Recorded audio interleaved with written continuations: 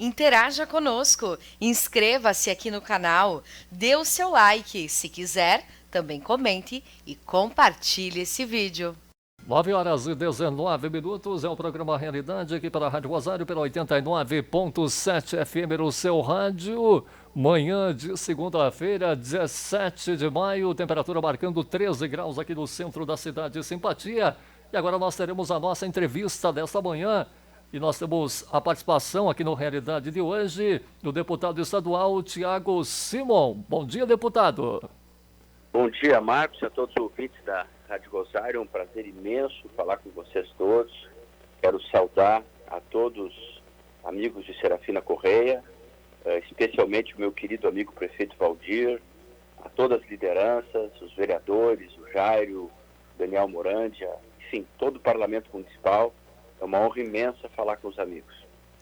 Deputado Tiago Simon, que é filho do grande deputado, senador, um homem de carreira política incontestável, Pedro Simon, e seguindo a carreira do pai na trajetória política. Deputado, eu gostaria que o senhor comentasse com os nossos ouvintes, nós teremos vários assuntos nesta manhã, mas um dos assuntos é sobre o retorno às aulas presenciais que tivemos recentemente.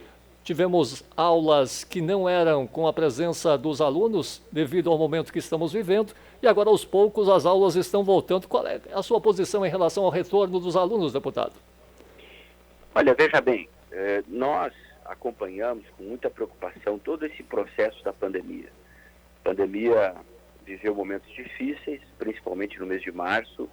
Tivemos o nosso pior momento aqui no Rio Grande do Sul, praticamente com mais 50% de casos, não há? E obviamente que não há nenhuma dúvida que a vida está em primeiro lugar. No entanto, o que nós vimos é que houve, a partir do momento em que todos os sinais manifestavam uma redução do número de casos, nós tivemos uma redução das internações muito significativas, ocorreu que todos os setores da indústria, do comércio, dos serviços, voltaram às suas atividades.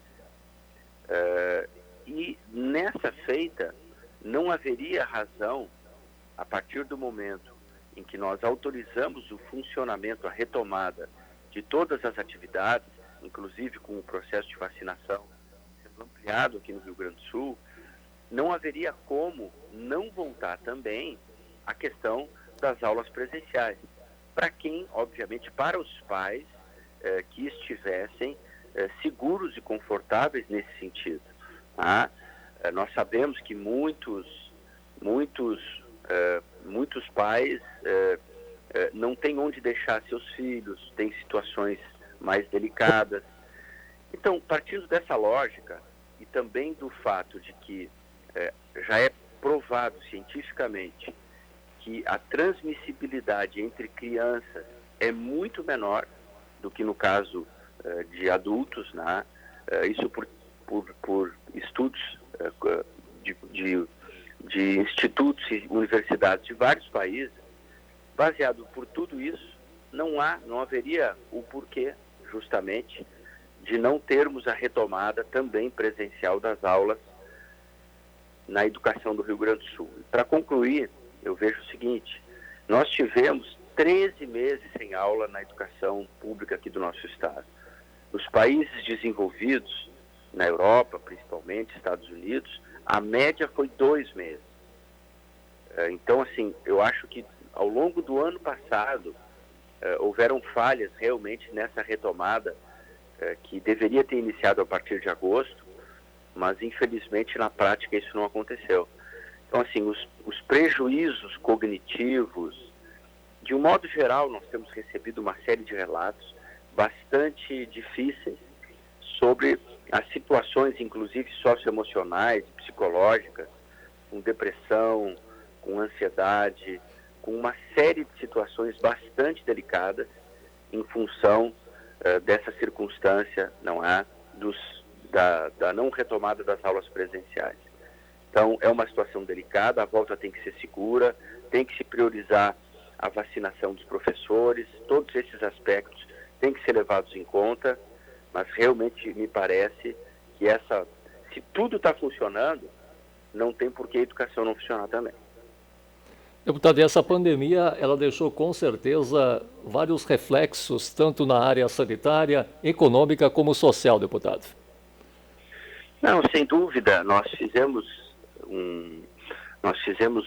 uma audiência pública muito profícua semana passada, justamente discutindo com mais profundidade a questão da saúde mental, os efeitos da pandemia e das restrições à saúde mental dos gaúchos, né? E estiveram presentes o presidente da Associação Latino-Americana de Psiquiatria, da Associação Brasileira, várias entidades, não é, que trabalham a questão da saúde mental, e é extremamente preocupante todos os reflexos e efeitos que toda esse confinamento, que essa pressão, que esse medo estão acarretando na saúde mental do povo gaúcho. Então, um dos painelistas trouxe a figura de uma quarta onda, não é, de pessoas realmente muito transtornadas. Infelizmente, nós temos muitas pessoas, não quero fazer uma crítica, né, mas que estão com tanto medo que não saem mais de casa. Tá? São situações, a gente sabe que a pandemia é real. O mês de março foi um dos meses mais difíceis aqui no Rio Grande do Sul. Não se trata de negar a realidade de um momento bastante difícil que nós estamos vivendo, mas é importante que a gente também possa analisar, não é, os efeitos que isso está acarretando justamente na esfera psíquica da nossa população. Deputado estadual Tiago Simon, nós temos também uma outra questão para comentar com o senhor aqui no programa Realidade, que é sobre um projeto de lei que incentiva a pesquisa científica e a inovação. Como é que está a situação desse projeto de lei? Olha, esse é um projeto muito importante, né, que já está aí um projeto aprovado aqui no plenário da Casa e que eu fui relator dessa matéria. E discute justamente um aspecto fundamental, que é a questão do incentivo à inovação. Os países mais desenvolvidos, cada vez mais, eles passam por tecnologias inovadoras que são agregadas tanto à produção privada, não é? As suas empresas são empresas inovadoras, quanto à gestão pública. A gestão pública, cada vez mais, ela lança mão de aplicativos, de ferramentas inovadoras, justamente para facilitar a vida do cidadão. Né? Aqui em Porto Alegre, a gente vê isso no mundo inteiro, em Estocolmo, que trabalham com Smart Cities, né, cidades inteligentes. Cada vez mais há uma interação da administração pública com o cidadão através de ferramentas inteligentes. Né? Por exemplo, lá em Estocolmo, me recordo, na sede da Ericsson, grande parte da cidade utiliza bicicletas, então a cidade é repleta de ciclovias e haviam aplicativos que permitiam justamente ver, e tinham também aquelas pequenas motinhos, né, que eram... Então, os aplicativos permitiam praticamente ver tudo, onde você quer uma bicicleta, onde você quer uma motinho, como é que está o tráfego porque o tráfego, inclusive, é muito intenso lá. Tá? Então, os serviços públicos, cada vez mais, eles vão ser inteligentes através da tecnologia e gerando mais bem-estar e mais conforto, não é, ao cidadão. Deputado Tiago, em relação ao microcrédito, o empreendedorismo e também o apoio ao setor produtivo é necessário e muito importante nesse momento, deputado. Indiscutivelmente, o ano passado foi um ano muito difícil para a população brasileira, porque ela sofreu com a pandemia, mas sofreu também com excessos de restrições que acabaram justamente penalizando os empreendedores e os trabalhadores. Isso realmente aconteceu, né? Eu acho que aqui no Rio Grande do Sul nós tivemos um excesso de restrições às atividades, né? Isso acarretou o fechamento de muitas empresas. E uma das causas do fechamento das empresas foi a falta de acesso ao crédito. Muitas vezes você ficava 30, 40 dias com restrições, sem poder funcionar, e na retomada você não tinha, você estava descapitalizado, sem fluxo de caixa e não tinha acesso ao crédito. Então, linhas de crédito que efetivamente possam oferecer condições para a retomada da economia são fundamentais.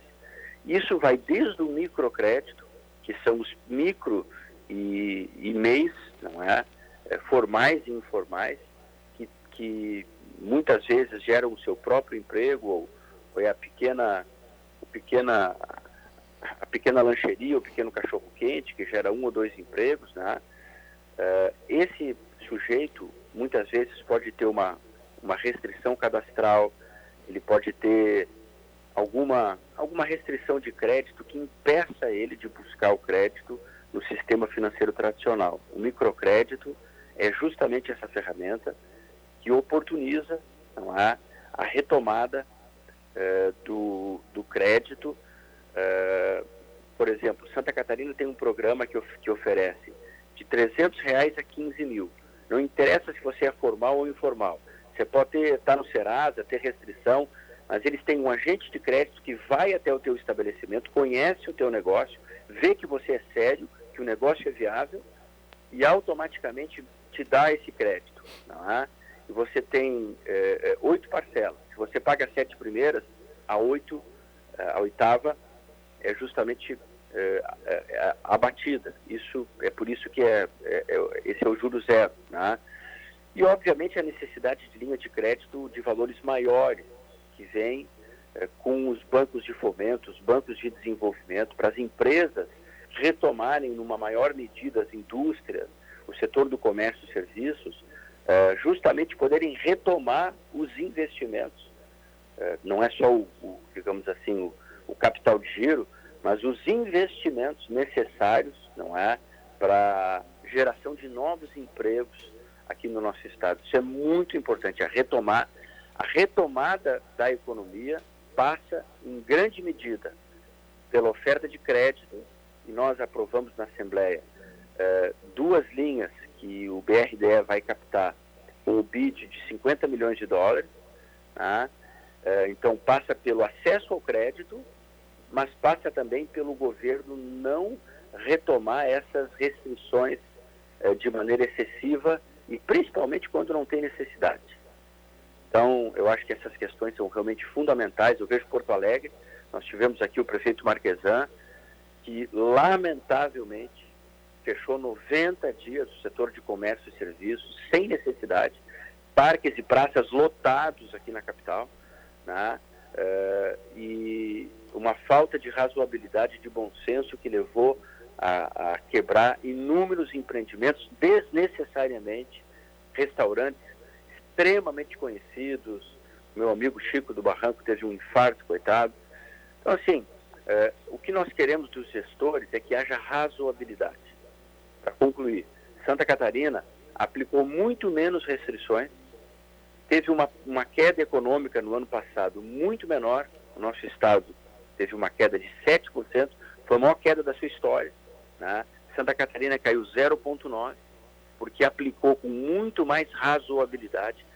Fechar uma região inteira é uma atitude radical. Se for necessário, se estiver no pico da pandemia, e nós sabemos, não é, que a defesa da vida é o mais importante. Março, acho que não tinha o que discutir, foi um mês muito difícil. E quando não há alternativa, temos que lançar mão dessas medidas, né? Agora, de maneira desnecessária, como eu vi em Porto Alegre, não é? E como o Rio Grande do Sul, de modo geral, que teve uma queda na sua economia de 7% contra 0,9% em Santa Catarina. Eu acho que não vale a pena. E eu vou te dizer uma coisa, Santa Catarina teve uma política de preservação de vidas melhor que a do Rio Grande do Sul. Lá se salvou mais gente do que aqui. Deputado, e uma questão que chamou a atenção, que o senhor está mencionando Santa Catarina, foi a atuação do prefeito de Chapecó, que esteve à frente dessa questão e, para muitos, serviu de exemplo como agir numa situação como essa. Não acompanhei exatamente o prefeito de Chapecó, assim, nos detalhes, mas eu sei que lá, desde o início, eles adotaram um processo semelhante ao que vai começar aqui agora, que é justamente dando mais autonomia para os municípios e para as regiões, não é? As associações regionais de municípios. Porque, enfim, eu acho que o prefeito que está na sua cidade, ele tem a sensibilidade para entender, olha, nesse momento está subindo, vamos aumentar as exigências, vamos aumentar os protocolos, vamos ficar em casa, entende? Então, eu acho que o prefeito, ele precisa dessa autonomia e muitas vezes o que aconteceu foi se aplicar sanções de municípios que tinham 500 mil habitantes, equivalentes a que tinham 10 ou 15 mil habitantes. Né? Então, me pareceu também uma medida desproporcional. Volto a dizer, nós temos que ter a máxima responsabilidade na aplicação dessas medidas, principalmente fortalecendo o sistema de saúde, equipando os nossos hospitais e protegendo a vida dos gaúchos. Isso é fundamental. Né? Agora, fechar uma empresa, intervir, isso é uma intervenção que rompe um direito constitucional e tem que ser feito com muita razoabilidade. Essa é a minha posição. Deputado estadual Tiago Simon, a gente agradece a presença do senhor aqui na programação da Rádio Rosário, trazendo importantes informações. Parabenizo o senhor pelo trabalho desenvolvido na sua carreira política, seguindo os passos brilhantes do seu pai, que é um dos grandes nomes da política brasileira. Obrigado pela participação. Bom dia, deputado. Olha, Marcos, foi uma honra imensa poder participar do teu programa. Como eu disse, são muitos amigos nesse município. Eu quero saudar mais uma vez o prefeito Valdir pelo excelente trabalho que ele vem fazendo, não é? Pela liderança por todos os companheiros do nosso MDB, partido do meu pai, não é, que realmente foi fundador e durante muitos anos representou o povo gaúcho no Senado da República. Justamente hoje, né, que nós completamos 100 anos do Palácio Piratini, está tendo um evento agora às 11 da manhã, um pequeno encontro ali com ex-governadores e o nosso atual governador Eduardo Leite, justamente para celebrar esses 100 anos, não é, do Palácio Piratini, que é um símbolo do governo do nosso estado. Então, eu quero dizer que foi uma honra imensa, não é? Eu sei do teu trabalho tão importante que você faz à frente, não é, da área de comunicação aí na Serra Gaúcha, em Serafina. Eu me coloco à tua inteira disposição e, mais uma vez, foi uma honra imensa participar desse programa.